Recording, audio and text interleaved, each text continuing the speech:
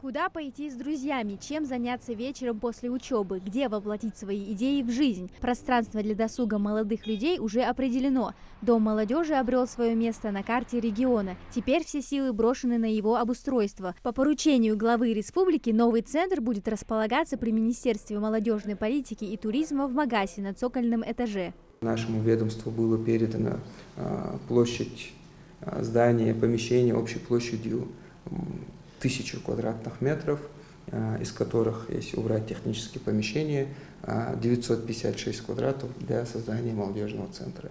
С этой инициативой мы выступили на конкурсе «Регион для молодых». Это федеральный конкурс в рамках национального проекта.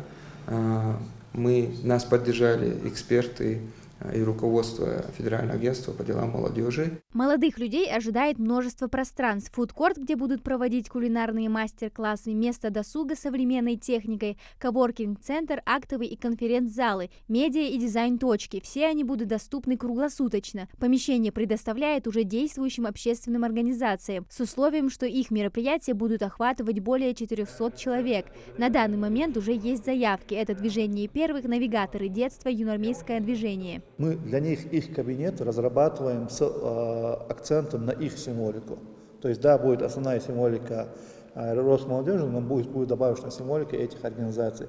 И для того, чтобы каждый кабинет был индивидуально подготовлен под каждую общественную организацию.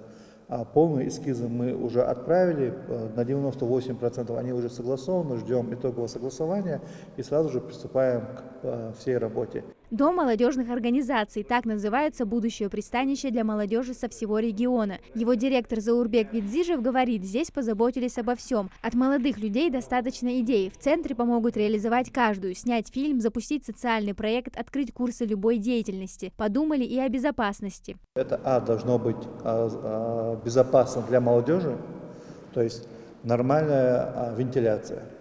В тех местах, где большое скопление людей, чтобы у них там были либо сделаны, либо расширили окна, которые есть, как бы цокольный этаж не был, но прямой пропуск солнечного света там есть. Система пожаротушения, система сигнализации, все эти вопросы тоже прорабатываются.